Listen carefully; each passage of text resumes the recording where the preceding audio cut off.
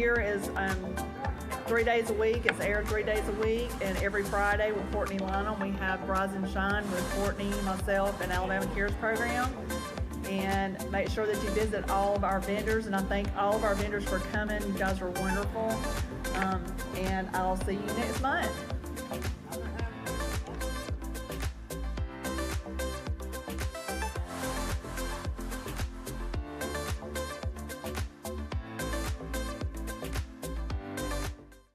Welcome into another edition of Road to the Blue Map. We are here in the studio at TV24, and we, as always, want to welcome everybody in. We have Coach Alan Beckett, Coach Chandler Tyree, who looks like he just got off the golf course today. I wish. I'm digging the look, man. I wish. I bet that guy could hit it a long way. He can. I played with him. Yeah, I bet he can. Won about 350 one day when I was with him. I bet he could. How much I owe you for saying that on live air? Well, it was true. Some guys was up there near the green, and we were on a par 4. And all of a sudden, the ball rolls right up to their car, and they were up there putting. So, yeah, I was like, well, that's about 350 yards. So I seen that with my own two eyes. This ain't no folklore. I seen it with my own two eyes. So with that being said, we, as always, want to thank Watkins Heating and Cooling. Without them, this wouldn't be possible, and they've been tremendous to us, but also tremendous throughout the years to us and all the kids and schools in North Alabama. As always, any kind of heating and cooling needs, see Brad Watkins, and I'm looking forward to seeing Brad Watkins myself next Thursday night. That's my guy. We love hanging out with him. Always have a great time. Also, Countertop Creations is going to bring the games to you today. They are the game-by-game sponsor. Countertop Creations, Tommy Wyman and company do a fantastic job. Anybody who needs any kind of countertops or just need a quote, somebody to come take a look at what you currently have, or anything of the sorts, get with Countertop Creations. And in my hometown, Rainbow City, Alabama, people ask me all the time, where do you live, dude? Because you're all over the place. Well, I live in Rainbow City, Alabama. So you're a man of the people now. You're everywhere. Kind of like Santa Claus. I like to be considered in those tones of Santa Claus. And if people see my house at Christmas, they'd probably think that I actually am Santa Claus. Do you go all out? I think it's 12 trees last year. There was a lot. It's like, I think 12 trees total. Yeah, it's pretty. It looks like Buddy the Elf and somebody else had a love child. Buddy the Elf and Clark Griswold had a love child. Is what my house looks like at Christmas. But guys, we're gonna get started today, and you know, this week right here, this is one of those separate the men from the boys week for a lot of guys. You know, next week there's some huge games looming, but this week we have huge games, and we got some games this week's interesting, some very interesting lines, and we're going to start big. 7 and 6A, then we're going to work our way back down to 1 and work our way back up that way. So we're going to kick this thing off with the Albertville Aggies, and they're going to be hosting Austin. You know, Albertville sitting here at 0-4. They've, you know, it's tough sledding up there right now for Albertville. Again, they're a big dog this time. This is one that Coach Beckett's going to break this one down. Austin is a 32-point favorite. They're 3-0. Albertville's 0-4. Coach, talk to us about this football game. You know, and you sit there with Brent Sweats getting a lot of catches. CJ Zuniga there is throwing and completing a lot of passes. They just, you know, and on the offensive end, they're still moving the ball. A lot of good things are happening for them offensively. Just got to, you know, when you're struggling, you're looking for that spark. You're looking for some and to totally find your identity. And I think they're doing that in a large part. They're in a you know, pretty tough region they go up against. You know, they go up against Sparkman this week, and you know, who's got 3 wins and 2 of them really close, and so need something good to happen. Yeah, they do, and it's that time of year where if you're going to even consider playoffs, it's time to kick it in gear. I mean, I know they're sitting there at 0-4, but if they're going to think about getting in the playoffs, they need to come out and perform, and they need to start this week because we're running out of time. And if you're thinking about the playoffs. Now, this next one, we're going to go down to 6A right here. We don't have a lot of 7A. It's actually only 7A in our coverage area for the show. As the playoffs come along, we will pick all of them up, and we will kick you some knowledge on those. But as it sits right now, that's the only one we got. 6A. We got a monster game we're going to talk about in a little bit between Oxford and Mountain Brook. That is as big as it gets in the state. That one and another one in 5A we're going to talk about in just a little bit. But we're going to kick this one off with former area coach up here of Anniston, Rico White, who is now at Mae Jemison, and he's traveling over to Fort Payne. Mae Jemison sitting here at 2-2 on the season. Fort Payne sitting here at 1-2. Fort Payne's a slight favorite. They're a 5-point favorite in this one. Talk to us about this one, Chandler. Well, Fort Payne's 1-2 now on the year, and I think a lot of people are surprised by that line, especially, and then got their first win of the year last week on a last-second field goal, and I think a lot of people thought that game last week was closer than what everybody thought it was going to be. So right now, Fort Payne still got to get their offense rolling. They've played decent defensively, which was one of their struggles last year, but they've got to get that offense rolling under Dax Vonderdoel, the quarterback. They've got to get that thing moving around, figure out how to have success on the offensive side of the football. And Mae Jemison, under second-year head coach Rico White, looks to be improving. They were coming to the game at 2-2, and they lost to a really good Huntsville team along the way. So they look like they're moving in the right direction. The question is can Fort Payne play well enough to move to 2-2 on the year and kind of get things moving in the right direction? But there's going to be two guys that you need to know about that are from this area. Hezekiah Harris and Grayshawn Swain are two dudes off the edge for them. It's going to be difficult for any school to block them. So if you want to be able to get some stuff going, especially in your passing game, you better make sure you've got some checks. You better make sure you're in the right protections. You better make sure that you know where those two guys are lined up at all the time. Then it's a game tailor-made for them because Varnador is going to throw it. Elmore's going to throw the ball. They know that. They also know they can pin their ears back and come off. Yeah. So when in knowing that, what kind of screens or draws does Fort Payne have up their sleeve to kind of slow down that pass rush? Because if they know that you're throwing the football, a lot of times offensive line get a bad rep, but if you're facing guys that are really good and they know you have to throw the football, then you're in a lose-lose situation when you got two athletes coming off the edge like that and you got two big O tackles that's trying to block them. You better have running backs that stay in. You better max protect some. You better have some different things drawn up in order to slow those guys down, and those screens and draws would help as well. Fort Payne won 61-13 last year, and 4-0 lifetime. Let's see, how does that play on the middle end of things? Can Mae Jemison cut into that? I was at that game last year. Yeah, and another thing that kind of slows down some defensive ends, throw some of those quick screens out in the flats and make those guys have to run Make them go side to side. Yeah. Run them guys silly where they can't just peel their ears back and rush fresh all night long. That was always our philosophy early in the game is to run them down. But Fort Payne's just not scoring the points they have in the past. Yeah, it's something, I don't know, something's not clicking up there. Elmore, I'm sure, is going to get that figured out. We're going to keep it right here with you, Chandler. Chandler, we got Pell City, who's 1-3 on the year. They're actually a 4-point favorite. Huffman did get a win this year, though. And, last year, after the season they had, they didn't even score a point. I believe they didn't even score a touchdown last season, or maybe they scored one touchdown. But they got a win early this year. They're 1-2 sitting on the season, taking on this Pell City team. 4-point line. Talk to us about that. Well, Pell City started out the year with a win over Pelham, and then they got a 2A power, and I think we can all say that. I mean, they've looked really dominant since they played them in Coosa Christian, and then they had to play Clay Chalkville and Mountain Brook. So that's 3 weeks in a row where you're playing really good players all over the field. I mean, I know that Coosa Christian's only a 2A, but they have really good players all over the field. And so when you look at that, I think Pell City finally gets a game where they can get some confidence back, and they need it. Every game that they play the rest of the year is not going to be a Mountain Brook or a Clay Chalkville. They're going to have some opportunities to be in football games. I think they're going to have an opportunity to compete and play against the likes of Shades Valley or Pinson Valley and Huffman of the world. They're going to have a chance to play and to be in those ball games. And so when you look at that, can they make enough plays? Can they protect the football? Can they tackle well? Can't have big plays. You got to make them snap it again. Can they do those things well enough to be able to win the football game? Because like you said, Huffman's got to win. And when you get a team like Huffman who's got players, if they get some confidence, they're going to start playing better and better. You've got to take care of business early, take care of the football, get running back Isaiah Smith going in the run game.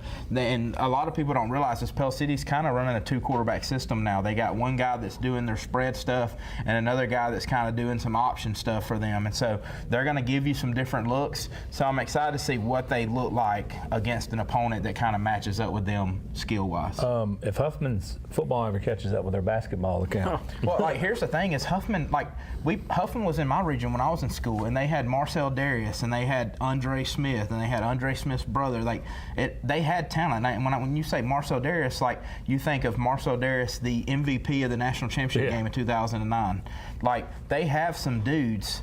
It's just putting it all together and keeping them there. He was. Yeah.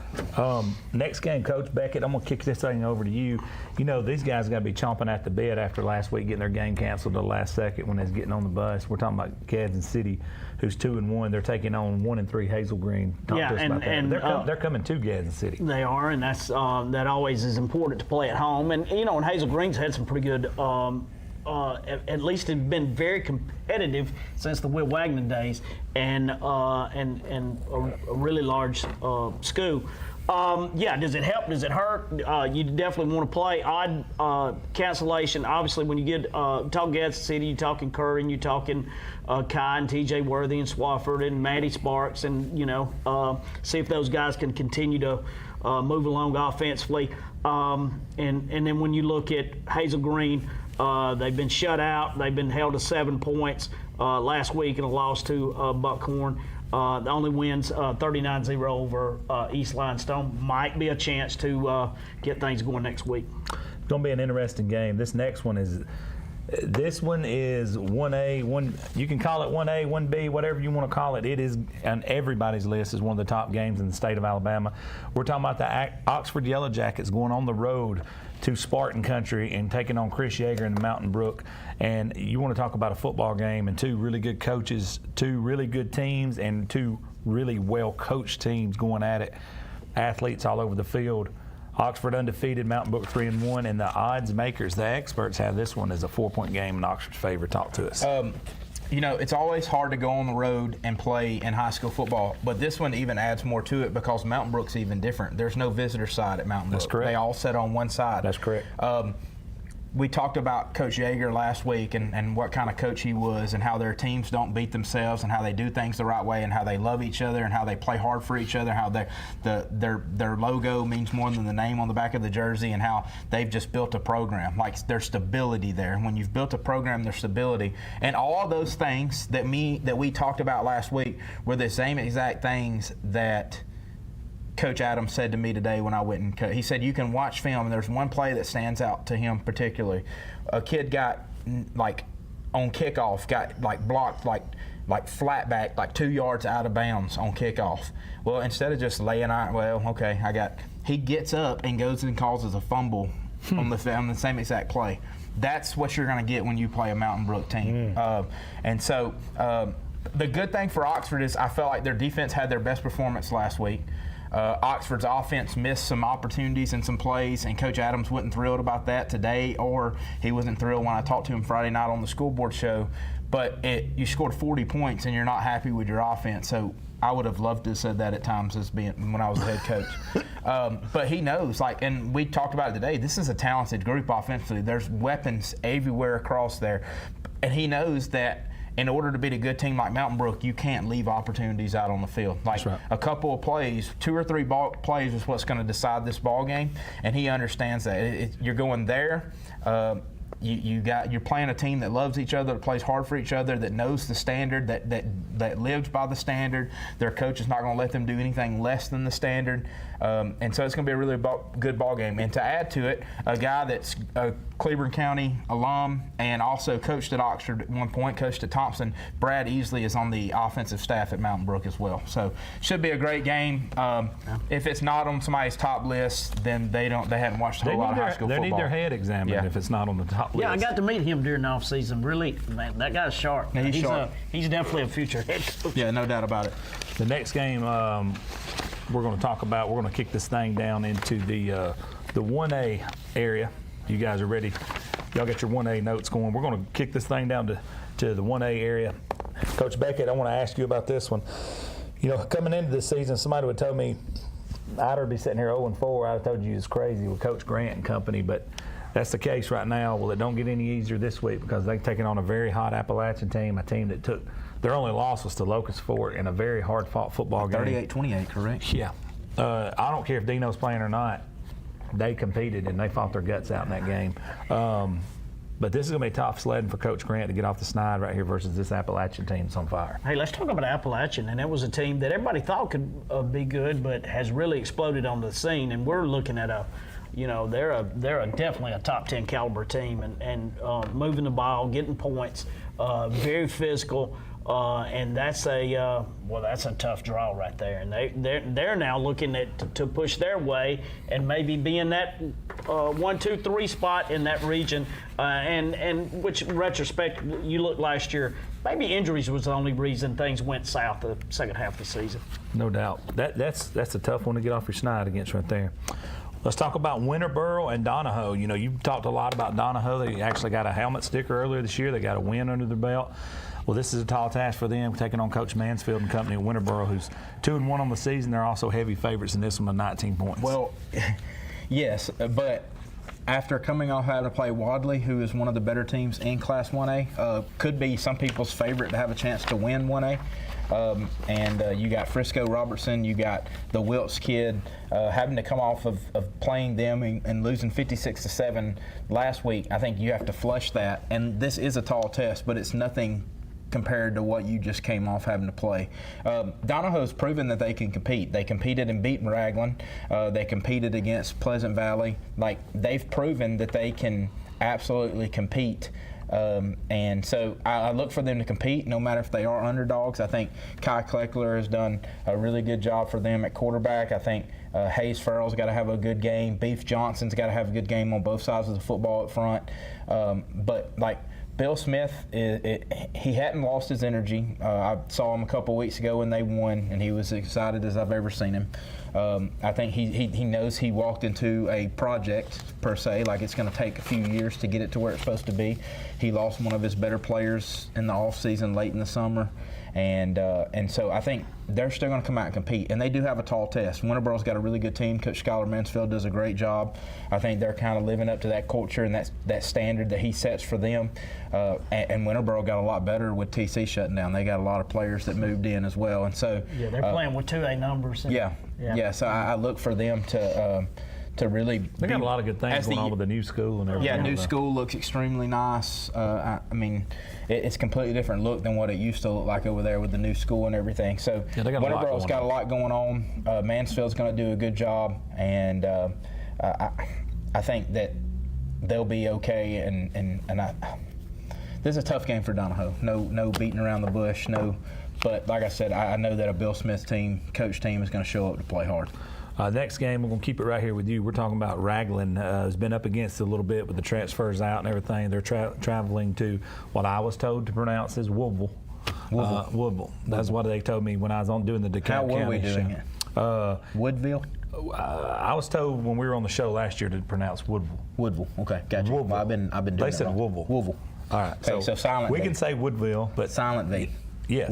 Woodville. Okay. So that's what the locals call it. That's what I was told on the show on air. Guy called in and said, "Hey, bro, you're mispronouncing this Woodville." Woodville. Okay. I said, "All right, Gotcha. rock on, roll tide." both of these hey, look teams- at this. It's at Woodville. This is again a team who does not have a win in Raglan, going to a team with some athletes and big line. Yeah. Spring Garden talked about that last week about how physical this team is, and they still got good athletes. Yeah, Woodville is physical. They've got good athletes. They've had a really tough schedule to start out their year, so I don't know if their schedule really indicates what kind of football team they are. Raglan is, we've talked about Raglan. We've talked about, and I think Coach does a really good job at Raglan. But the news that they could be shutting down kind of hurt them. They had some guys move out. But I think Raglan's still going to play hard. He's still going to do a really good job coaching. But it's going to be a tall test for them, having to go on the road. You would like this game to be at home if you're Raglan. But Woodville is going to be. Becky, you try it. No, I'm not. No, come on, dude. Woodville. I can't. But I look for. I was on the final drive last year. We talking about the Hey, Panthers. listen. I was on the final drive. I got correct. Listen, I said Woodville, and they said, "What?" I've been saying It's Woodville all Woodville. year. They said, "No, dude, it's Woodville. That's what we call them up here, bro." But I do want to add something. Like, we don't pick games because we don't want you mad at us. but we have put out an opportunity on Primetime Sports if you want to go and pick the games. So you can take a side. Yeah, there's different. There's like 10 or 12 like matchups it. that we picked, and then at the end of the week we'll put out the pie charts to see what the fans think. You can't get mad at me because of what the fans Yeah. think. So No, that's awesome. Go Yeah, look at that, Primetime. check that out. Go look at Primetime and check that out. We're not going to pick the games because first off, I'm not a genius and I don't claim to be, and I've missed more than I'd like, so it's better that way anyway. And also go follow Primetime, and also go follow WEAC TV 24. We actually been sending out invitations here recently. We're trying to get the following up as much as possible. Now, Beckett, I'm going to tell you this. From 5A down, I think this is the biggest football game without question we're about to talk about. And you are going to be the guy to break this one down. We're talking about Spring Garden, who's undefeated, going on the road a good little ways up to Valley Head, Alabama. And they're 4-0 and undefeated. This is going to be if you like good old-fashioned buckle your chin strap physical football, this is the game to be at. Tell me about this game. And let's talk Charles Hammond. Since he came back, he'd been there before. When he came back to Valley Head, he's done nothing but win and win regions and be runner-up. And he's been a really good fit. He'd been in Georgia, been head coach at Chattooga. He coached a little college ball once upon a time, but a really good coach. And offensively, man, they're moving the football. Last week, 385 yards rushing on 32 carries, 7 touchdowns. I mean, they just keep – they're going to move it. They're going to shorten it. They're going to be very physical. And, man, you got to like the way they play. Talk about Spring Garden. You talk about last week, Noah Barber, 4 or 5 passing, 150 yards, 2 touchdowns. 28 and 68 yards for him. John Welch, his name's always there. Always a Welch around somewhere. In last week's win over the Panthers from Jackson County that y'all were talking about. Scored a touchdown on a 53-yard fumble. DeVille.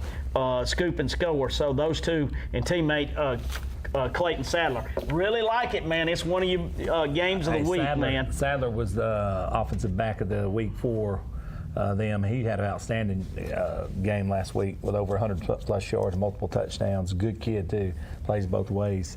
He has a fantastic On our game. comments, Scott said that it's going to be a test for the Garden. And, you know, that's what I love about high school football, because coming into this week, I would have thought nothing about – coming into this year, I would think nothing about this matchup with Valley Head and Spring Garden. And now it's 2 4-0 teams, and it's going to be a sure enough slobber knock. Valley Head's what, 9 seniors? There's 9 or 10 seniors they have that are, huge guy. I don't know if you've seen that picture they posted preseason. Just some good-looking kids up there. They won that weight lifting meet at Coosa. Oh, yeah. Charles is going to have them in the weight room like Ain't none no doubt. other. Spring Garden is 6-point favorite, so that'll be one to keep an eye on. Yeah, sure will. It's at Valley Head. You would have heard Coach Ragsdale today. I talked to Coach Ragsdale about having to battle people telling them they've arrived and stuff, and he said, rat poison. We're not nowhere. He said, you ain't going to tell your grandkids that you was 3-0 at one point.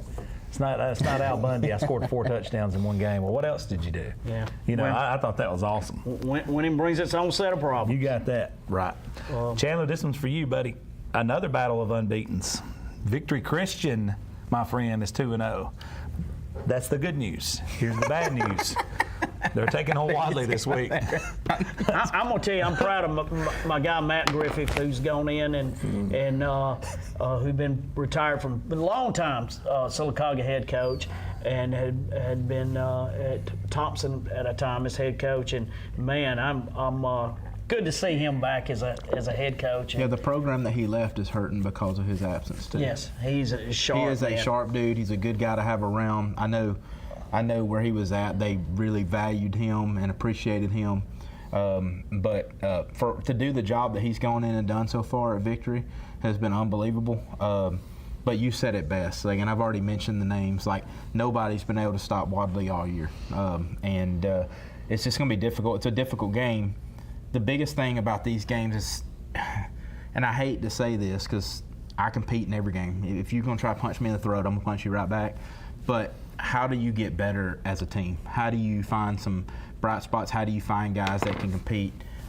Because, like I said, Victory Christian is obviously moving in the right direction. They got a guy in there who can coach ball. and he's going to do a lot of good things. And offensively, they're going to do a lot of things that's going to really give some people some problems for as long as he's there. But this game, like, you're going against a team that played for a state championship a couple years back, was right there last year in the playoffs. Kind of got upset. Brings back guys that are, you don't lose your dudes per se, and they're back. And they don't just have like little dudes over there. Like, they got two men that can absolutely play football. Oh, yeah. And Coach Motley, Coach Shannon Motley, does a really good job there. His dad was a longtime head coach and did a really good job. He was at Montford and Hanley and some other places. So he actually coached my dad, bless his heart. But he won everywhere he was, and it looks like Coach Motley, the son, Coach Motley, is following in Dad's footsteps. Let's go ahead and knock out these non-region games. They're not technically in a single classification, but there's some pretty big games. Beckett, I want you to talk about this one, Plainview and Pisgah. Well, and that This is, you know what this is called, right? is that your Think about the two head coaches here now. you got brothers, you got family, and you got dad involved. You know what? I was just You look thinking at that. region This and is the the next Pruitt game, Bowl, and man. yeah, it is a Pruitt Bowl, and you got dad in there as well. So Yeah. not only brothers. So I don't know, interesting dynamic at the Thanksgiving house. dinner is going to be a lot more interesting after this You game. got that right. You know, and Plainview's competing. There again. Sometimes when we talk about teams, there's a Grand Canyon in between them and the other team, and then sometimes there's people that are closing the gap. And obviously, Plainview's going to close the gap when you get sitting there with the SEC head coach, and they're getting better every week and getting coached up. You know, they moved up to 4A too, Yeah. on top of everything else. Yeah, and that's and you know, sometimes those are tricky moves, and sometimes that's actually, you know, in that area, it's not all bad to get away from some of those juggernauts in 3A. But Pisgah is a machine. Things are going really well for them, and it'll be interesting to see if they. But you know, brother knows brother, you know, and they couldn't know each other any better. And the guys are going to know each other, and they're going to know each other's playbooks, and it's going to be at Pisgah in that beautiful, newly renovated stadium there with the Jumbotron. That's going to be a fantastic game. This may be a dumb question, but since you're playing family, do you try to do too much as a head coach and kind of cost yourself sometimes? Do you think either Possibly. one of them will try to do something different than what they've been doing, just trying to outthink themselves to try to win this ball game? Well, I think that you better do something a little different, I think, because both of them's going to know each other's tendencies. I mean, you got to know that off the bat. So I think in this situation, you probably got to do some things outside of your tendency. Yeah, and I could see Plainview maybe getting outside the box. Pisgah, when you're rolling like that, you know. Do what you do until they stop it. Exactly. Getting to see Jeremy Pruitt try to slow down what Luke Gilbert's doing offensively, that's cool. going to be fun. Yeah, you think That's they gonna ever be fun. competed in the front yard as kids? You know, and I heard the Luke Bowdens. Pruitt and him, I'm positive. Yeah, I heard the Bowden say one time that Bowden Bowl was really fun that first time, but then after that it was a strain from then I'm on. going to say it probably got nasty. Yep. Both of you guys can jump in on this one. This is going to be an interesting football game right here. This is Moody traveling to Helena, and Coach Richie Busby, who we did his show just a couple of years ago. A good friend of mine. He's a great coach. Well, he's facing another great coach in Jake Gaines, who's 2-2, but don't let that fool you, because the two losses they have is to Oxford and Gainesville, Georgia. Beckett, lead us off on this one, and then I want you to take over, Chandler. We're going to take a break after You know, this. and all I'm aware of is seeing Moody. They move the ball so fluently, and they're so well coached, and of course both sides are just, man, they're organizations. So that's a keep an eye on the scoreboard, and it'll tell you a whole lot more about where people are headed at the end of the year.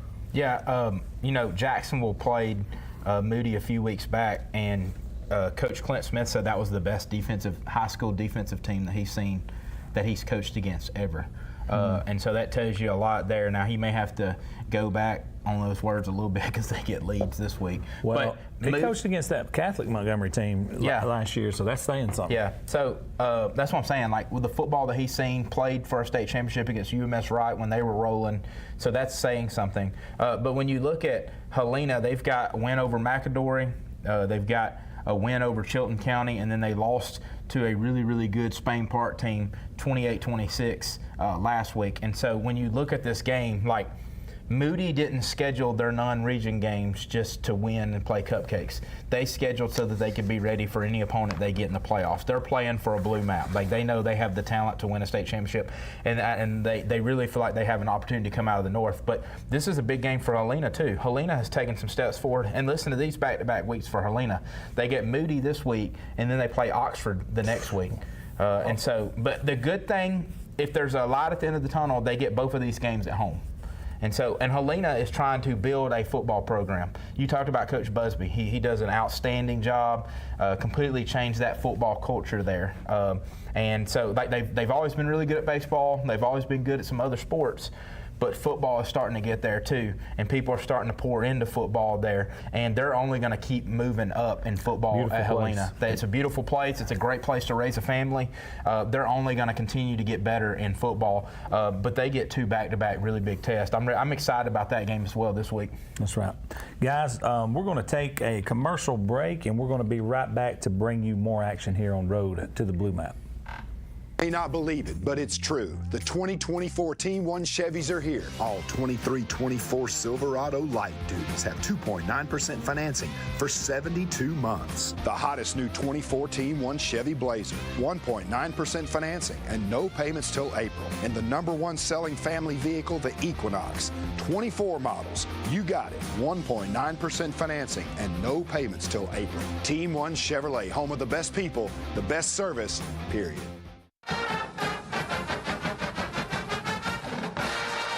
Hi, everybody. I'm Eli Gold, and I want to invite you to tune in to Jack State Live, a look at the campus and athletic department at Jack State, followed by the Coach Rich Rod Show, where we will break down and preview the next football game for the Gamecocks.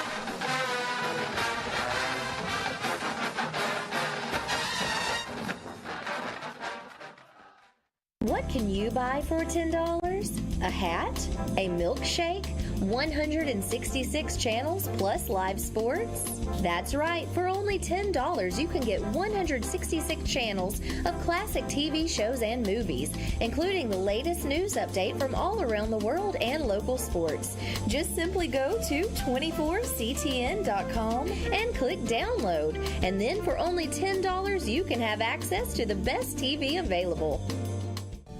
At Southern States Bank, we pride ourselves on being your bank. We're your neighbors and involved in the community. We're the bank featuring the Southern Rewards checking account, a cashback account with no ATM fees. We are on the cutting edge and always have a smiling face to help you out.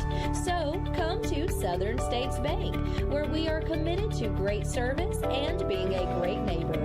Let us be the bank for you and your business. All right, everybody, welcome back into Road to the Blue Map, brought to you by Watkins Heating and Cooling. Please hit my man Brad Watkins up if you have any needs. Beckett, you know, the season's changing right here, so it's cold in the morning sometimes, and it's fixing to be hot in the evening, so you got to get this thing rolling right. You want to hit up Brad Watkins. You agree with me on that one, surely? Absolutely. You want to 2 things. You want to layer for success, and then because you're going to wrap up, and then you're going to take it off, and then at the same time you want to be warm. You don't want to freeze or burn up in your own house. That's right. You want it working properly. No, like I can't. I don't know why you went to him, because Fat Boy over here needs. If the air conditioner don't work, we got problems. So I Watkins Heating and Cooling will take care about of the you. heat as much as I don't care about the heat. Like I actually would run the air conditioner all year long if I could. I mean, you can put so many clothes on, you can't take so many off, and then That's your a good neighbors point. think you're weird. I mean, so. I don't ever ask them. I just roll with it. Okay. I'm just kidding. Welcome back in. Also, Countertop Creations. Check those guys out for any of your countertop needs, remodels, new houses, anything, or you just want them to take a look at your current. Hit up my guy Tommy Wyman at Countertop Creations in Rainbow City. He is doing our game-by-game breakdown. You know, not only does today. he support us though, but he supports local high schools too. So absolutely, and both of those guys. Dealing with countertops is not a DIY project unless you want your kitchen or bathrooms to look awful. Oh, I'd love to see mine. Mine would collapse. We're fixing to go into 2A breakdown. This is going to be called the Beckett segment because he has almost all of these 2A games right here. Coach Beckett, are you ready to roll? Let's go. We're going to start out with the Fighting Marco Bryants and the Coosa Christian Conquerors. They're traveling on the road this week to Susan Moore. Susan Moore 2-2 on the season. Coosa Christian's 3-1 on the season. Felt a little bit disrespected last week. When the experts had them only a 7-point favorite at Falkville, and they went out there and took care of business on the road. I believe it's 42-0, and they felt they pay attention to things like that, and that one got under their craw a little bit. Well, and you're always searching. When you have a really good team, you're searching for a way to motivate the team, and hey, obviously that worked. Hey, here's what jumps out at me. Falkville had 3 first downs. All right, they had 33 carries for 5 yards, 5 net yards, 5 total rushing yards. 5 total rushing yards, 5 for 9 passing, 6 yards, That's 2 a interceptions. recipe for success. 3 fumbles. Hard to say that with straight face. 3rd downs, 1 for 14. 4th downs, 0 for 2. 6 total sacks. So hey, kudos right there to Coosa defensively. Coach Teddy. Yep. And Eric Albright. Yeah, absolutely. Those guys are definitely getting it done. Offensively, it was spread around. Johnson, Wilson, Allen, Justice. I mean, it was just, it was by committee. A lot of people. Return to kick for a touchdown. Yeah, so a lot of good things going on. Turnaround, big game this week. Susan Moore, who obviously has a pretty good running back and can He's actually score. a quarterback. Yeah, and actually can score some points themselves. So 16-point favorite may give them a little bit of motivation. So we'll see, and it's at Susan Moore. Yeah. Yeah, I think this will be the biggest test that Coosa's had in a few weeks, so it'll be nice to see them have to compete. But you talked about Coosa. They just spread the ball around. There's a different guy that can beat you any given night. They hadn't had one guy just stand out because they've spread the ball around so much. And defensively, they keep playing like they have been. They're going to be really tough to beat in Class 2. Guys, the scary part about Coosa is this. The running back, Jay Allen, is just now getting healthy, okay? And when people don't believe me when I tell you this, he's the guy that's here from Tennessee. And when he gets healthy, I'm telling you, it's going to take this Coosa Christian team to a whole nother level. He is the real deal. Come see me in a couple of weeks. You're going to be like, where did this guy come from? So you're telling me they're about to have a 2-headed monster at running back? 3-headed monster, because their leading rusher last year, who'd only played football he'd only played football for a few months and got out there and started playing. Joseph East, who is from Togo. Yeah. He'd only been in America a him. year and a half. He'd only played football for a few months. So he was their leading rusher last year because the guys that had to sit out and everything. So all 3 of those guys are going to tote it. And Cleat totes it at times. Yeah. So they got 4 legit running backs. One of them has already got an SEC offer, and that's Jay Allen. Cannon is college ready. I mean, he's right there on the doorstep of getting offered. And then you have one of the most physically gifted athletes I've ever seen, and made the most gains in a short period of time, and Joseph East. Because if you see this cat in the weight room and what he looked like when he arrived and what he looks like now, it's 2 different humans. But yeah, look out when they get that whole thing rolling over there. Coach Beckett, back to you. This is going to be North Sand Mountain. They're 3-1 on the season. They're traveling to Gaston. This is Gaston sitting there 1-2 on the season. North Sand's a double-digit favorite according to AHS, FHS. Beckett, talk to us about this one. All right, first off, I want to give a shout out to North Sand Mountain. Big overtime win, big region win last week over Cedar Bluff. 1-point win. Colton Haggard, let's talk defensive guys. 13 tackles all over the place. Big stop there at the end of the game. So Cedar Bluff outgained them. Had 63 plays to 49. So time of possession was a little bit lopsided, but they got it done at the end on the road. So my buddy Scott Hall and his defense thought they did a excellent. Hall. Yep. So Right. I thought. Razor Ramon. Yeah. Just as tough. Hey, and then Gaston owns this series, or is ahead in this series, 4 games to 2. They've outscored opponents 61-50. And these guys hadn't met since 2013. Big region, and it's homecoming at Gaston. So we'll see what happens. All right, Beckett. This next one, we're going to break it down. I'm going to let you lead this one off, though, Beckett. We're talking about a team from St. Clair County, which you cover, and one from Calhoun County, which you cover. So both of you guys are going to break this one down. Beckett, lead us off here. Let me tell you something. Alan Heath. Yes. Absolute dog. The best mustache. I'm putting the gauntlet down right now. The best mustache of any coach in the state of Alabama, without question, is on Alan Heath's face right now. Can we do a mustache sticker at the end? I'm telling you, it's the best mustache Maybe put I've that ever on seen. the coach's hat. That is Before the show can go, if we could, I don't know if MJ can get that magic done, but if we could pull up a picture of Alan Heath's mustache, it's unbelievable. I can send you a picture of it if you can get MJ to put it up. But anyways, Alan Heath now, after the loss to Spring Garden, has reeled off 3 in a row. They're sitting here at 3-1.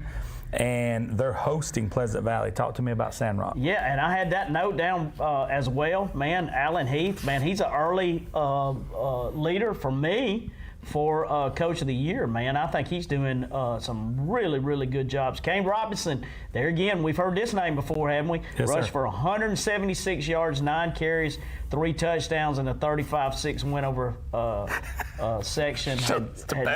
Had 70 yards. So, man, that dude is, oh my gosh, yes. Can we get this? Send that We in, got to get Jay. that. We've got to Doing a get that commercial or on the screen. Oh man, I may be done after that. Hey, let's talk football. We're losing viewers right yeah, now. Sandrock. Great job, Coach Heath. All right, go ahead, Pleasant Valley.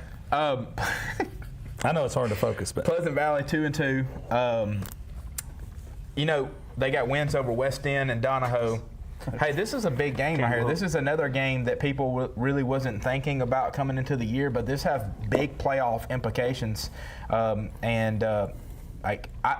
Let's be real. Nobody thought that Sandrock was going to be 3-1 at this point of the season. Coach Alan Heath has done a really good job. Kane Robinson is another guy that, like, when we saw him in the Jamboree, I was like, this cat's going to be difficult to tackle. They've got some more players around him. Pleasant Valley's got to get back to Pleasant Valley football. They got to play really good defense. Braxton Salster's got to have a really good game for them. This is a big game for them. Their goal coming into the year was to host a playoff game. And if you're going to host a playoff game, I know it's early in the year, but this is almost a must-win if you're going to try to finish second in that region and host a playoff game. So they've got to get healthy. They've got to start playing the way they're capable of playing. And before the year started, I said they had a really good shot to not only make the playoffs but host a playoff game. And so I personally need them to play well so I don't look like a jackleg. But this is going to be a ball game. Like, Sandrock has proven that they are a really good football team, a team that's going to be pushing to make the playoffs. You can't speak enough about Alan Heath and the job that he's done there, getting that program going back in the right direction. And so this is going to be a game that I'm intrigued to see what the score is on Friday night. So what's the state saying there? What's up? They have Alan Heath as a 12-point favorite. Wow, that's a lot of points. Nobody would have thought that going into the year. No. All right, next game, another Beckett game. Section 1-3 on the year, traveling to Cedar Bluff, who's 1-3 on the year. Cedar Bluff, a 9-point favorite according to the experts. Again, Section, another team that battling, and Coach Edwards talked to him early in the week. You got to keep on keeping on. You need that spark. Need something good to happen. Need that game. And and this is a game. Obviously, they're an underdog, but they are looking for their first region win. Aaron Thomas last week 7 of 15, 84 yards. Landon Vaughn had 63 yards receiving. And Cooper Williams had led them with 11 tackles. On the other side, Cedar Bluff will be the favorite, needing to get healthy and need to jump in that race. They were expecting to very much be in the race this year, and a little bit disappointed being 1-3. Hunter Jenkins, highly touted running back, had 119 yards last week in a close loss. Beckett, Coach Edwards. That's the guy. That's my guy, man. Loved him when he was at Collinsville. Got to know him. Got to know his dad, Johnny Mack Edwards. Comes from a great bloodline there. Deep-rooted Collinsville guys. But, man, I'm pulling for them guys up there, because he's a really good coach and, started out good for him and really pulling for those guys. Love those guys up there. Next one, Beckett, back to you. This is the Alan Beckett Hour. We're brought to you by Watkins Heating and Cooling. Yeah, the Coach Beckett Hour here, the 2A Beckett Hour. I'm all for this. Hey, and Laurie King talked to her today. Said, don't forget about the Patriots. West and End I said, versus Cleveland. Take away. Hey, I like where your head is there. So let's talk about Jackson Hamby. 7 of 20, 55 yards, having a really good year rushing. Dalton Fulmer last week had 10 carries, 34 yards. They like to ground it out. They've got to get ahead of the chains. It's really important. They're doing some good things defensively. Fisher Patterson, 17 tackles. Braden Mitchell, 14 tackles. Jackson Mayo in last week's game. But you got to piece a little more with that. Cleveland, they're on the cusp. Almost a pick 'em, really close, 4-point favorite for Cleveland. They're needing something good to turn the corner. Beckett, that's a great breakdown. The Fighting Laura Kings. Fighting Laura Kings. That's something else. Beckett, let's kick it back to you. Let's go ahead and get this one kicked off in 3A. Then we're going to go. Well, I'll tell you what. Let's go to Chandler. Thank you. Chandler's been sitting on the sidelines long enough. I thought this was It was the Beckett keep hour. away, you know. He's doing a good job. Doing a very good job. 3A, we're moving on up to 3A. Let's go with the Collinsville Panthers. They're traveling to Asbury. Well, you know, we were talking about Collinsville earlier off camera and how they're a really good football team. You know, coming off of Fife a few weeks ago, you really don't see that. Got a big win this past week, but we know that Coach Willingham felt really good about Collinsville and about where they're at. And you get Asbury, which, like, we don't like talking bad about anybody, but they've been struggling. So it's a really good week for Collinsville to hopefully have a good game. You don't want to say get healthy and get some younger guys in there, because I don't want to be one of those guys where I get a call like Nick Saban chewed people out a couple of years ago about how they were like, hey, you think you'll be able to get some young guys in? They were playing an opponent at Alabama that was kind of below them, and he absolutely I remember that. You remember that? Yes.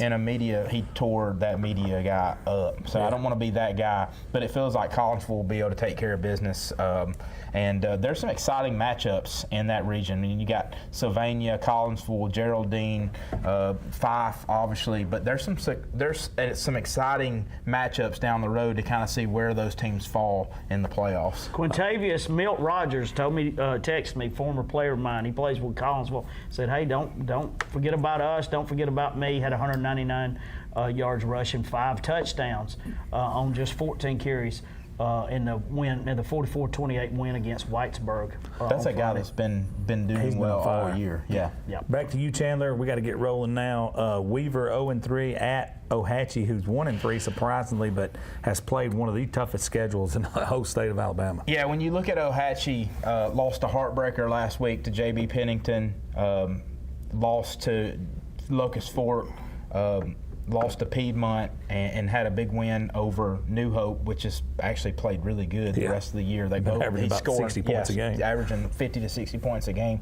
But when you look at Ohatchee, their faults have all been on the defensive side of the football. Like in this past week, they took the lead late in the ball game and just needed one stop and couldn't get the stop. Like, got to figure out ways to get stops. Weaver 0-3 coming off a heartbreaker at home this last week against Sachs, where they lost 26-20. It was down 20-7, came back, tied the ball game up, and Sachs put a drive together at the end of the ball game to win the ball game.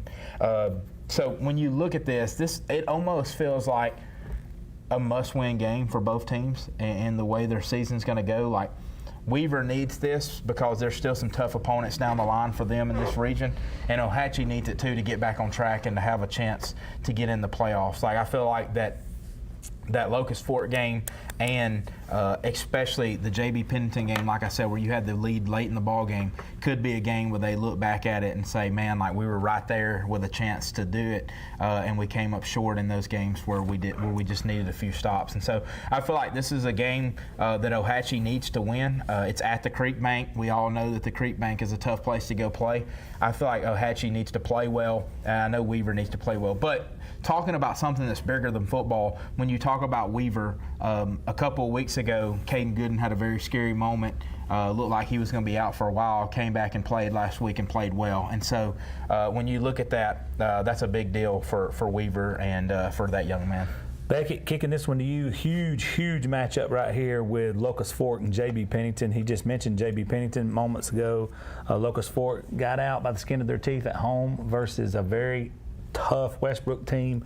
It's 4-point line on this one. This is going to be an interesting football game. Yeah, and Locust Fork went through some injuries, but pushed through. How about last week's adversity? How about the delays, the offense. Man, there was a lot going on last week, and of course, How was that one in the rain? yeah. So Dino Embry.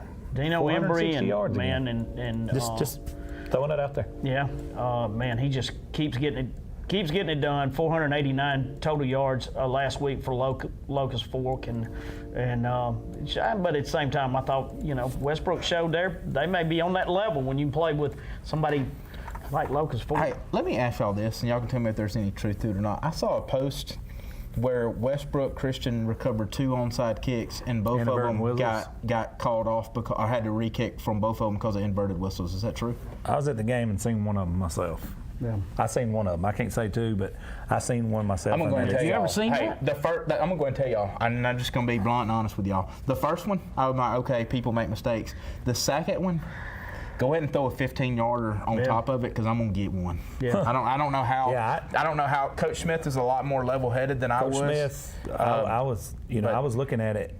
The second one, the one I saw was the one late in the fourth, and it clearly bounced back to the Westbrook. The Westbrook guy dove on it, and I made a post about Westbrook's effort and how they kept their composure. And I mean, Westbrook has come a long ways, buddy, in a short and period of hey, time. listen, they're only going to get better. Too. Oh, ain't no doubt. By the end of the year, Hey, we said going into that game last week, Steve Smith is a quote-unquote underdog, according to the it was like expert on the road. right on with what you Yeah, said. I mean, right it was on with what you said. perfect. But they're going to be tough to deal with as the season goes along.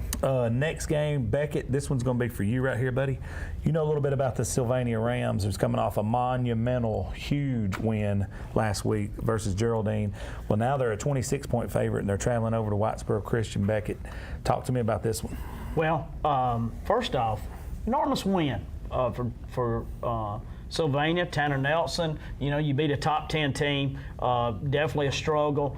Kudos to Aiden Parham, 47 carries, 212 yards.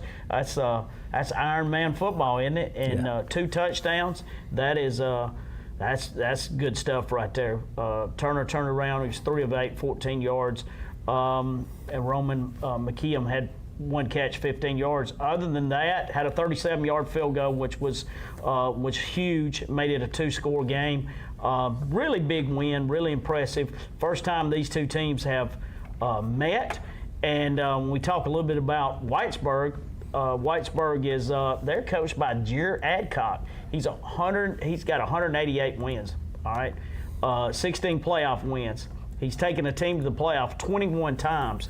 So he is a legendary coach who's retired and going over there. So when somebody's won that many games, there's teams that you don't take lightly because this cat's, he knows how to get it done. They're going to get better every week. But again, really proud for Sylvania. Big win in a really good region, obviously, when you're sitting there talking about Collinsville, Fife, Geraldine, and Sylvania. Really, it's a battle because you don't want to be the number 4. Chandler, 5, 2-1 at Brindley Mountain. Take it away. When you look at Fife, they're always a team that gets better and better as the year goes along. They had 3 All-State players last year, and all 3 of them came back and are seniors this year. We're talking about Logan Anderson, Simon Hicks, and Tucker Wilkes. All 3 really, really good players. I think Logan Anderson probably gets the most talked about because he is a very good football player. But Simon Hicks is a guy that plays the game the right way. I obviously like him a lot, being a linebacker, 5'10", 210. Yeah, plays the game the right way. And then Tucker Wilkes, if you've ever cut the film on and watched him play, he's a guy that jumps out at you. And so plays the game the right way, plays hard. I've seen film on both sides of the football with him. And, it's obviously going to be a very difficult game for Brindley Mountain. Fife is a team that's going to continue to get better, and they're going to be tough to deal with in Class 3A. Coach Benefield does an outstanding job. I don't think I'm giving any breaking news there. He's a guy that's definitely on Mount Rushmore of guys that's done it in high school football in the state of Alabama. What he's been able to do at Fife and the longevity there has been unbelievable. And so kudos to him and their program. I look for them to continue to get better. And they're playing – Fife is always good, but when they get an early loss and they get that chip on their shoulder and Coach Benefield has something to continue to remind them about all year long to go back to, they're a scary team for anybody right now. No doubt. Beckett, Holly Pond, 2-2, and you get to see this Geraldine team. Michael Davis, I've got to see him earlier this year at Sardis. So, talk to me about this game. A little intriguing game right there. Yeah, and I think Michael's doing a tremendous job because they're younger, they're very talented. Man, they've got only 4 seniors. Kept it really close. Jordan Langford, a 75-yard touchdown run. They were in the game the whole way. They had outscored opponents coming into the game 99-6. So we'll see how they handle their first adversity. Those guys have won a lot of games the last couple of years, and we'll see how these youngsters bounce back. I want to kick this thing back to you on Walter Welborn and sacks. Walter Welborn sitting here at 3-0. Coach Smith doing a fantastic job. Newton, one of the most absolutely amazing football players in North Alabama. What do you see in this game right here when they're taking on sacks and an upcoming sacks team? Yeah, when you look at Welborn, they ran for 345 yards last week against Glencoe. That's a Coach Smith. Jackson Newton led the way with 137. Kyle Bright had 70 yards, and then another guy, Raymond Williams, had 68 yards. So you look at a 3-headed monster there.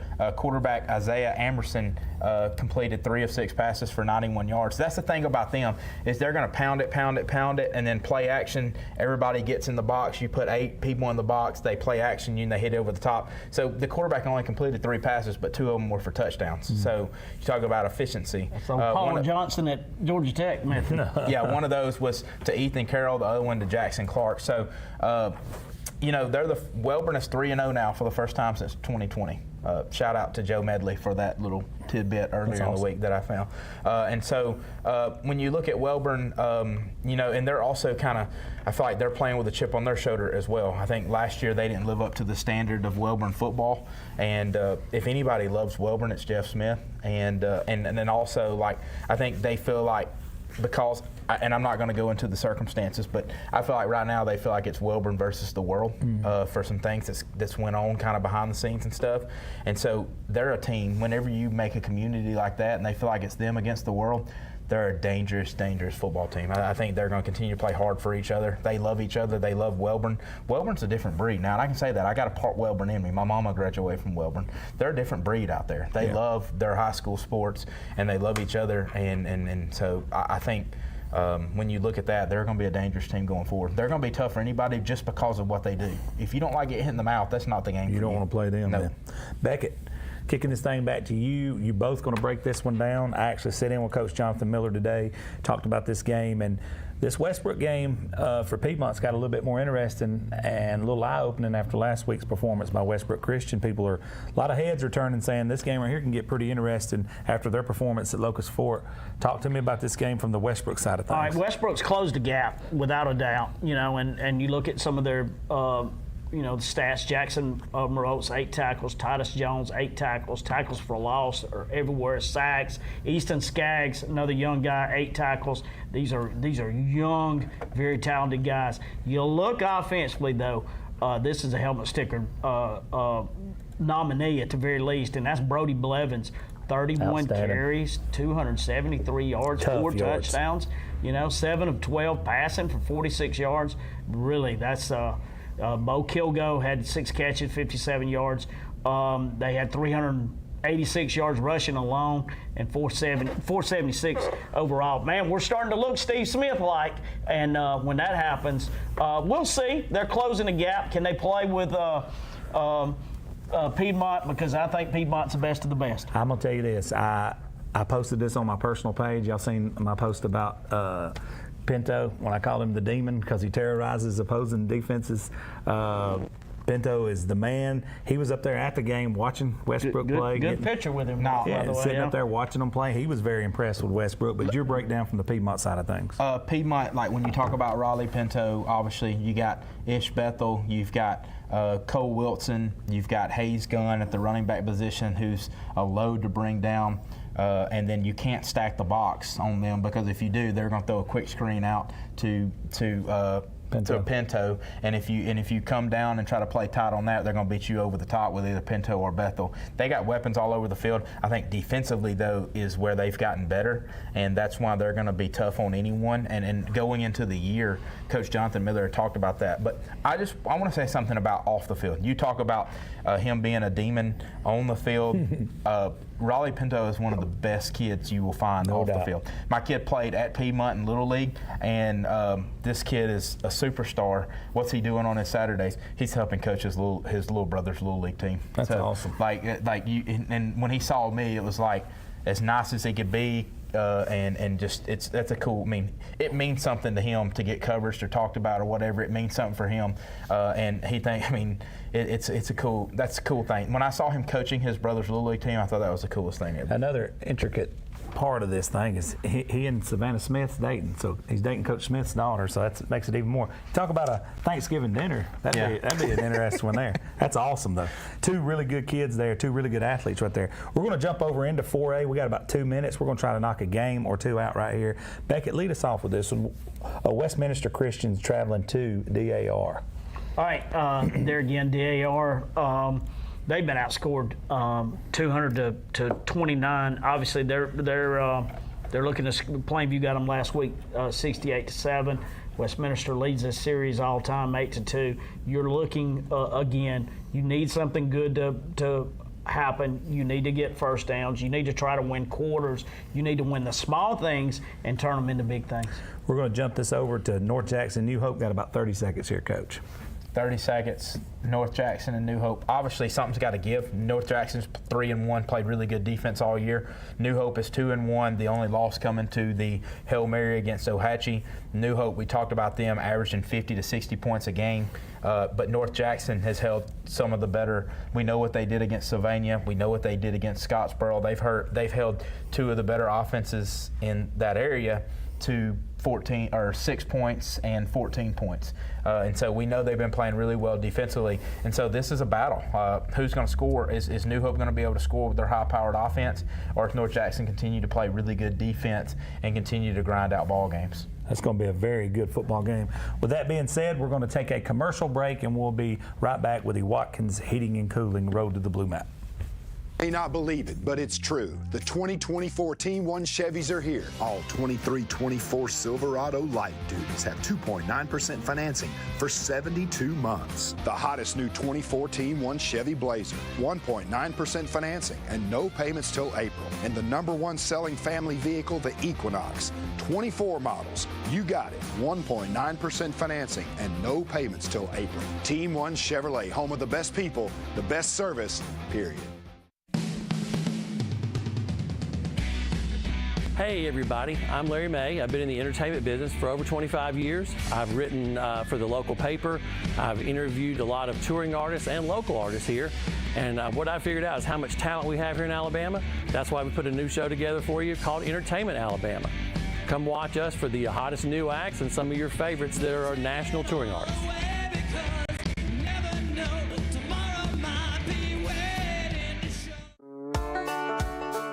Come out and check out the Alabama Tractor Difference. We can take care of all your needs of parts, sales, and service for RTVs, zero turns, and tractors and construction equipment. See us here in Lincoln at 620 Speedway Industrial Drive. Or come visit us here in Asheville at 275 6th Avenue, or give us a call at 205-594-7000.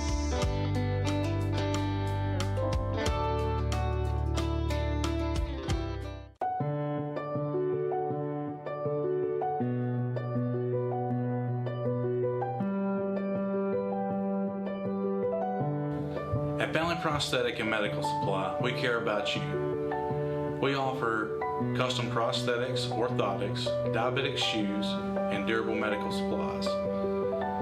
We're located here in Alexandria, Alabama, where it's a country feel, but professional care. Come see us today. All right, everybody, you guys ready? We got to kick it in gear here. We got about a little 15 minutes or so to knock out the rest of these games. All right, guys, each of you are going to knock out these together, but we got to do them in fast motion right here. Okay. Y'all ready? 4A, here we go. Alexandria traveling on the road to Aniana. Aniana slipped out of the gate. They were tied with T.R. Miller heading into this season with the most wins of all time for the state of Alabama with 726. They've been stumbling out of the gate. They're 0-3. They're taking on an Alexandria team that really looks like they're much improved. Go ahead and lead us off on this one right here, Beckett.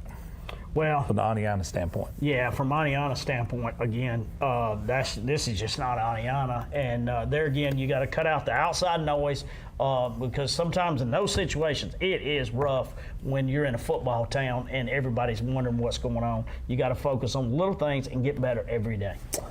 From the Alexandria standpoint.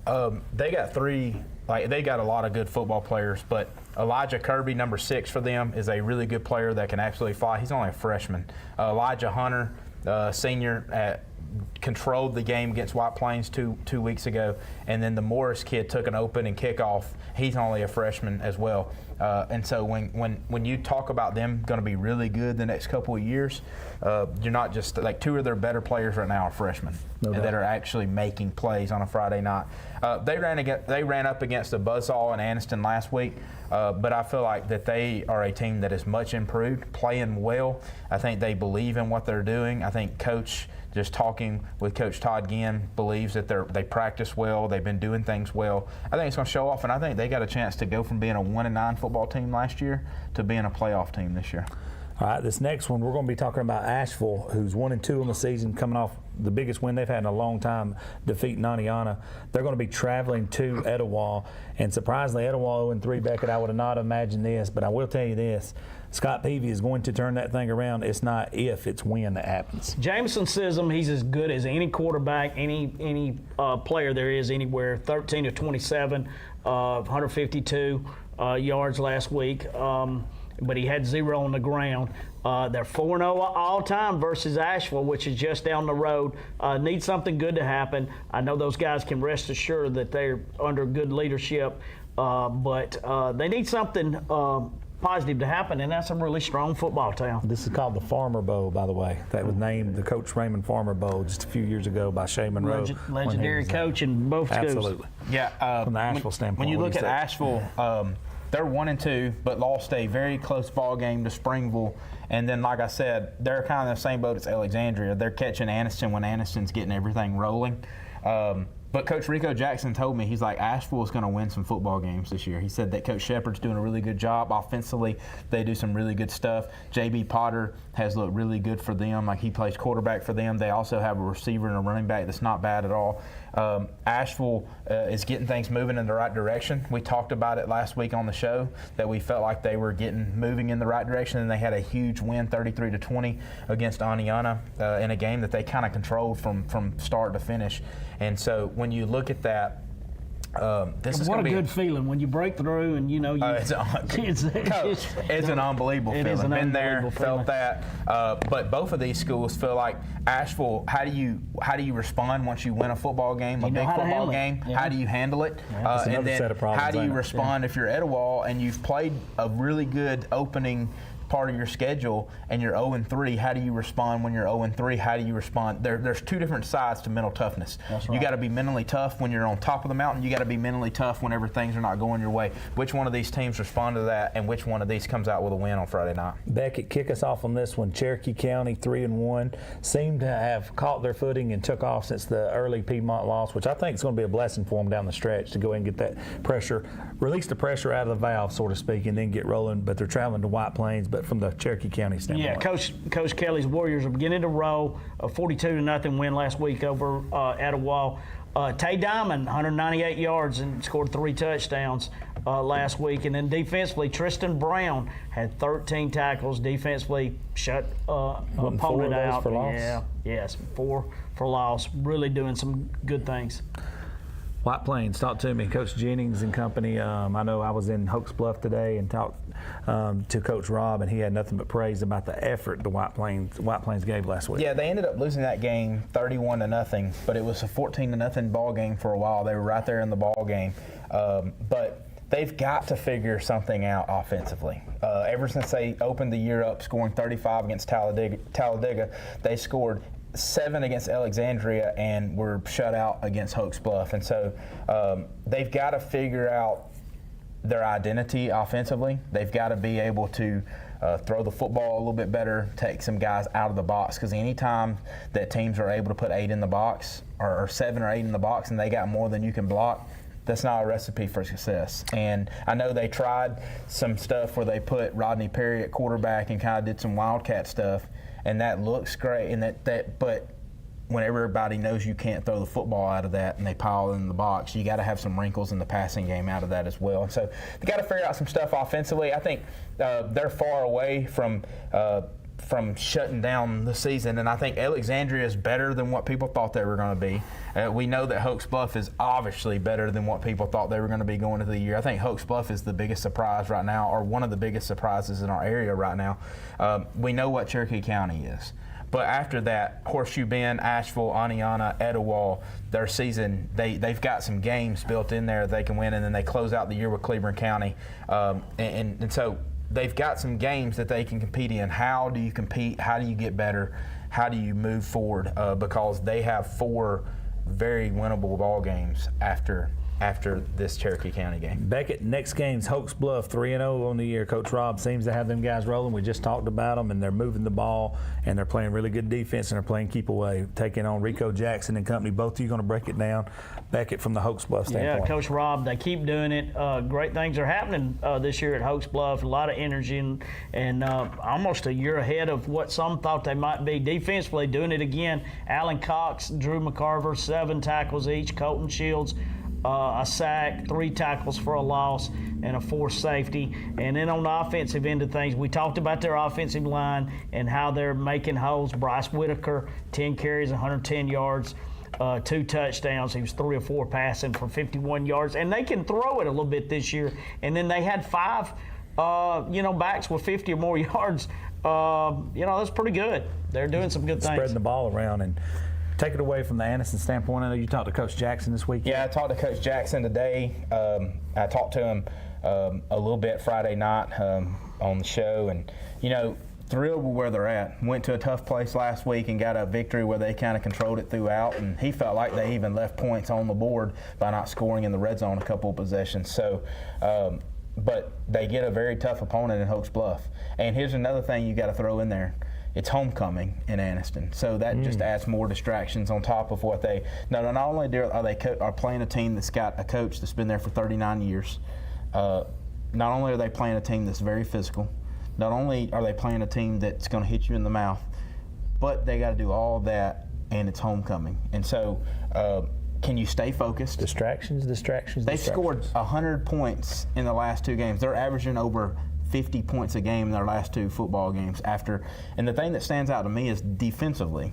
They haven't given up more than 8 points defensively in a game this year. I know they gave up 16 points to Alexandria, but the thing about that is the first touchdown came off of a kickoff return to start the ball game. And that was another thing that he was very impressed with the maturity of his guys, is how they responded after that opening kickoff. They were calm, cool, collected.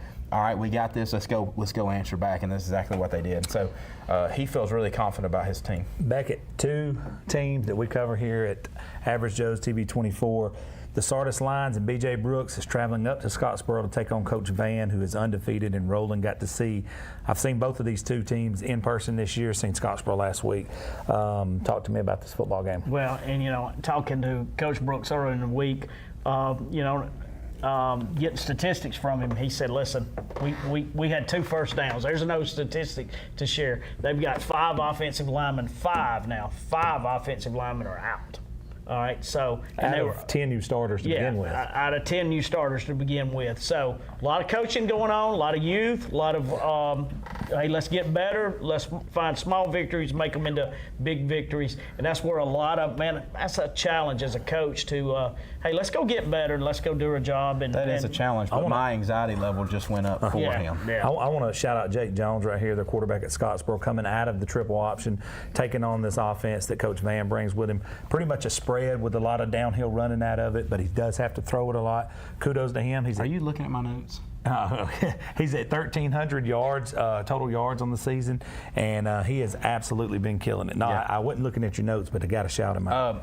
Can we agree that Tyler Van can just flat out coach? No, he's a heck of a coach. Can we just agree to that? You won't see me he's a heck pick of a coach. against him. No.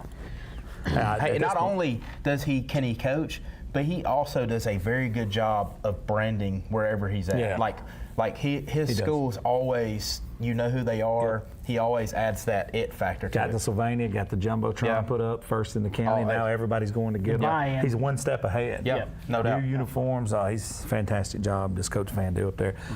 Chandler Springville at Lincoln, and this is an 0-4 Lincoln team and a 2-2 Springville team. Talk to us about this one. You know, Lincoln's young. Talked to some guys that I know from Lincoln, some guys that I went to school with, and they're super young.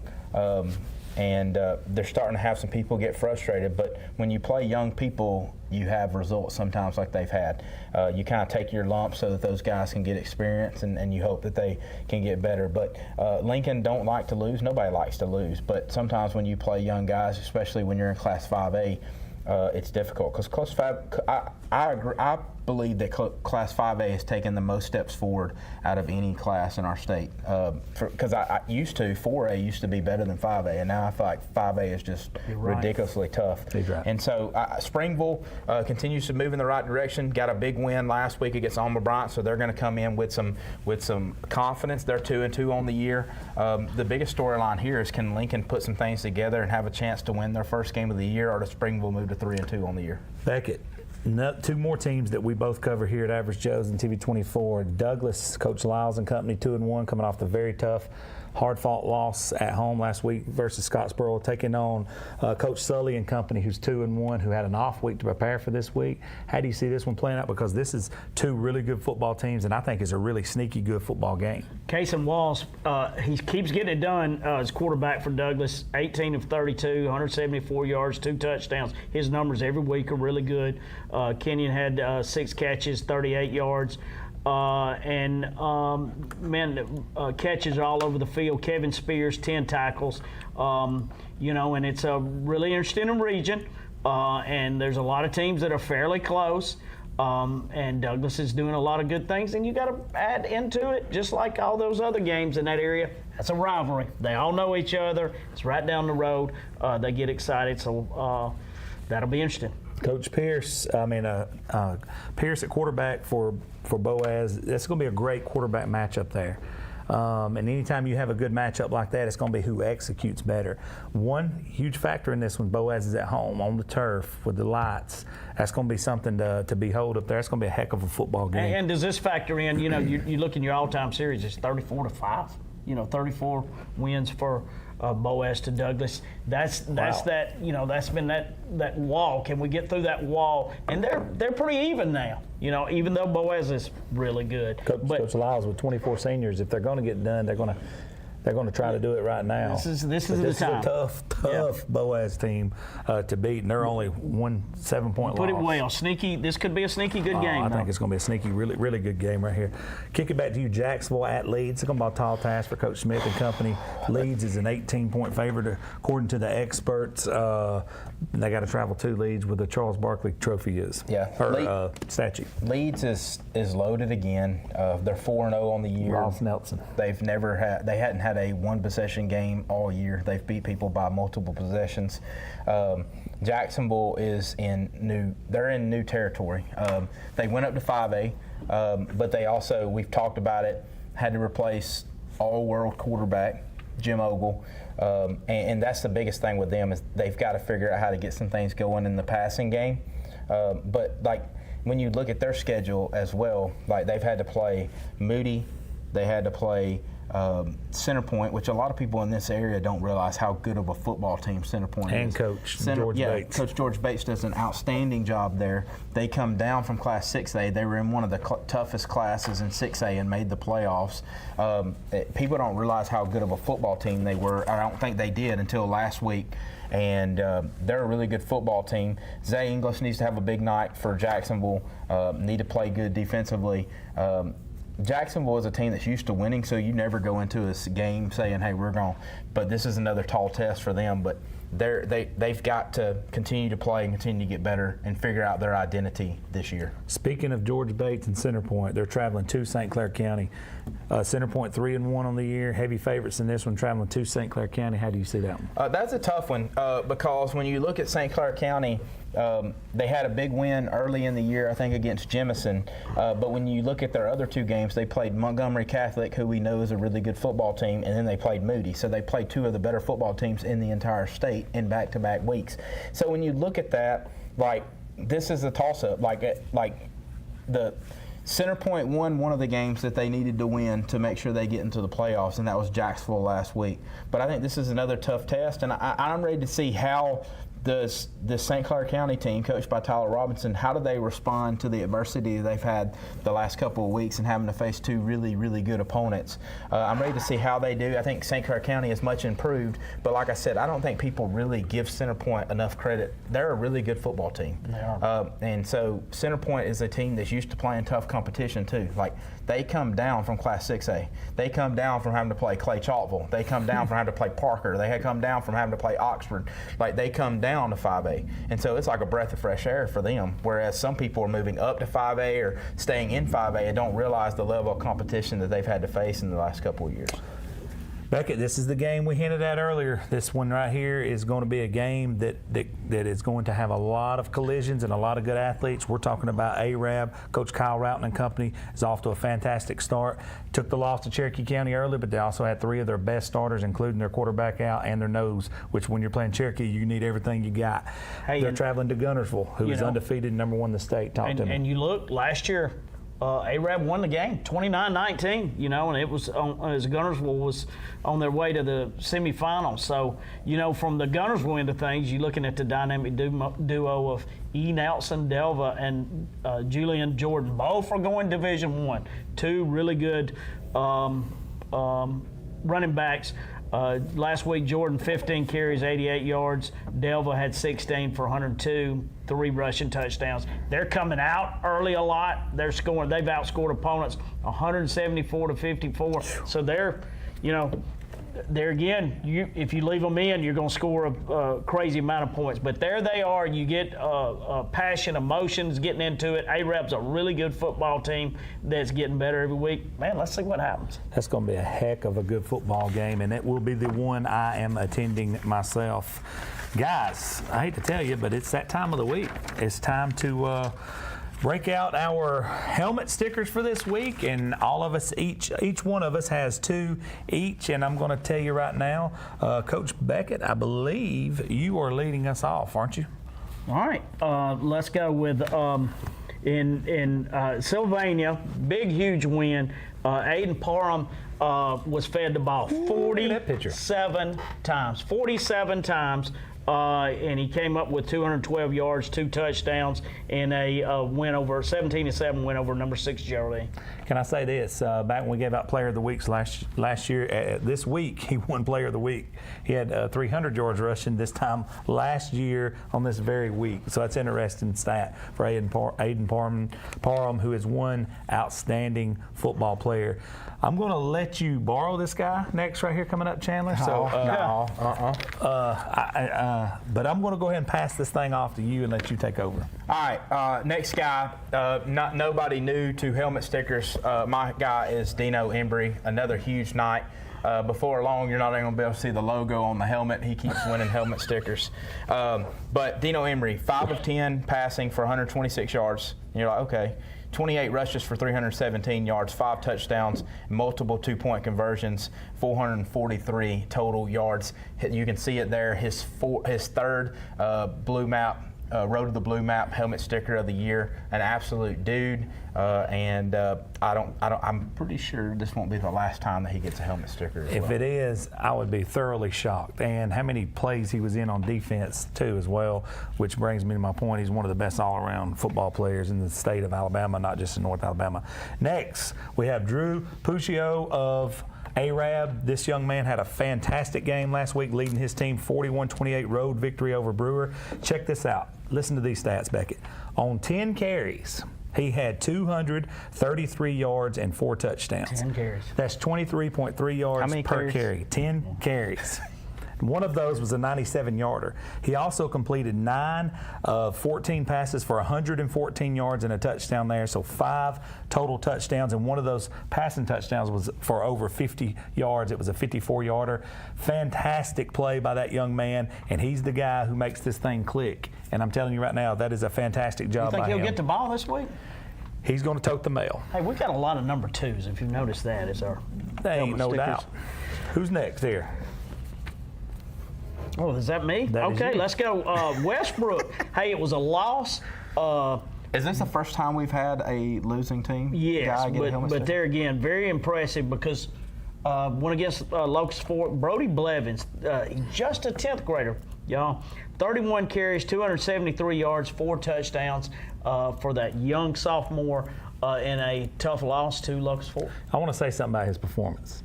He was getting hit, and I mean hit. They was popping him left and right.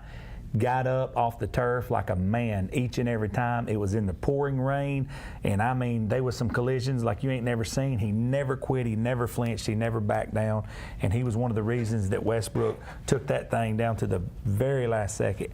Kudos to that young man being a sophomore and being that tough. Super proud of him. Hey, that helmet sticker looks really good on that black helmet. It did look pretty sharp. I ain't gonna lie to you. Am I next? or I you believe next? you are. Okay. My guy is a guy that a lot of people's not going to be familiar with, but my guy, Jacksonville Christian, went to victory. That's in Mississippi. They won 38-6. This is 8-man football, but Noah Lee, the quarterback for JCA, was 15 of 22 for 248 yards and 5 touchdowns. And he puts up those kind of numbers week in, week out. He's a really good player. You will see him play on Saturday somewhere. He has an offer from Jacksonville State and Sanford already.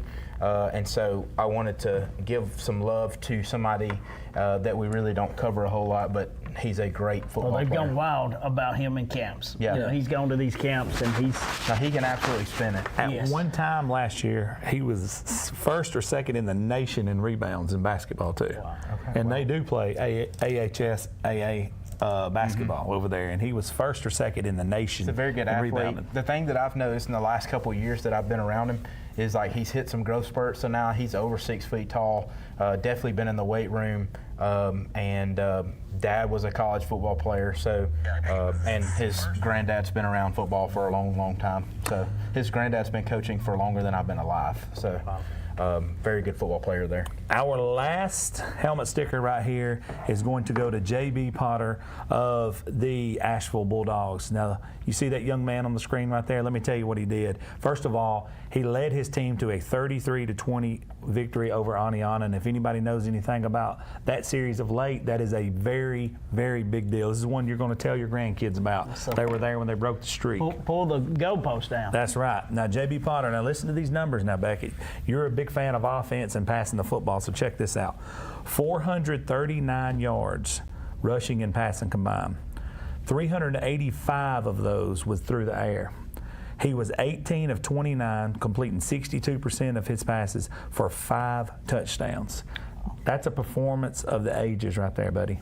That's getting it done. And I'm going to tell you something, man. If you're in Asheville, Alabama, and you see this young man, you want to hug his neck. That's a big deal up there to defeat Aniana and to do it in that kind of, putting up those 439 yards against the Aniana team. That's this is a Phil Phillips Aniana team. This is a very, very good performance by him, and literally one you're going to tell your grandkids about. There's a lot of people in Asheville, Alabama, who's very proud of his performance. Absolutely. Also, kudos to Coach Shepard on that helmet. That's a really good-looking helmet. You got that right. Now, guys, we got about 3.5 minutes here. Beckett, what are you looking most forward to this week going into this home stretch? Well, we talked a little bit about the Arab Gunners. We'll see if Arab can can play with them. Host Bluff, Anniston, man, let's go. Host Bluff has done really well. Are they ready for an animal like Anniston? Because I think that's some next level kind of stuff. Piedmont Westbrook, and we've stayed away from the emotion of it, but at the same time, it is still Coach Smith, and let's rest assured, he built Piedmont, and and he's building Westbrook into the same kind of thing. My games, a couple of them's tricky. One of them is in Birmingham, the Moody Helena game. that one's going to be the tail of the tape. Although it's not a region game, it's which direction your program's going in, and that one's going to be a real tricky game. It's a very close point spread for a reason. Also, the Pruitt Bowl, that's another one that's going to be really interesting to see Pruitt brothers and father go at each other. You know, Luke Pruitt and company is going to be hosting that one, so it's going to be fun times, and there's going to be a ton of Pruitts in the crowd, a ton of Pruitts on the field coaching that one. That one's going to be interesting. Spring Garden, Valley Head. That one's going to be one, if you put the women and children to bed on that one, because there are going to be some violent collisions in that football game. Hide your kids, hide your wife. That's it. That one's going to be one of those that it's not going to be for the faint of heart in that one. And the other one, the game I'm going to, is Arab going on the road to Guntersville, undefeated Guntersville. Kyle Routon and company, they have their guys back. This is the ultimate test. You're going on the road to number one. How is his bunch going to perform up there at Guntersville? That's the one I'm going to. That's the one I'm really interested in. I'm interested in Oxford and Mountain Brook. I think that's going to be a really good football team, game between two really good football teams. Arab and Guntersville is going to be a really good matchup. I think Kyle Routon will have his guys ready to play. I'm intrigued by Asheville and Etowah just because of where the two teams are at. I'm very intrigued by that matchup. Hoax Bluff at Anniston will be the TV24 game of the week, so I'm intrigued by that matchup. I'm excited to see those styles of football clash. Piedmont at Westbrook Christian. And then finally, I am very intrigued about what the Pleasant Valley and Sandrock game is going to look like. I think this is a really big ball game for both of these teams. I think it'll be it'll be two teams that are similarly matched, and so I'm excited about that. And then also, I think MJ has the mustache picture. Can we put that? Can we put that up? Oh, the goat of mustaches. I mean, this is wide earth. Does anybody want to step up to that? You can come back to us so we can close the show with us. Allen Heath? Are you kidding me? And I always said this, and this is hilarious. I always say this about Allen Heath. I want Allen Heath to go as far as he can go in the playoffs. But I'm also very happy when he gets beat because he comes and joins us for breakdowns. Good on-air talent. Oh, he's unbelievable. He always comes and joins us for segments in Road to the Blue Map during the playoffs. But if he goes and wins a Blue Map this year, I'm all for that, Coach Heath. But always know that you got a home right here because his on-air talent and mustache is always welcome right here on the show. Hey, kudos to MJ. Yeah, great 15 job. seconds to close this down. I want to thank Watkins Heating and Cooling, as always, for all that they do for us in high school football, as well as Countertop Creations, and that is going to do it for Thanks, this guys. week's Appreciate y'all. Road to the Blue Map.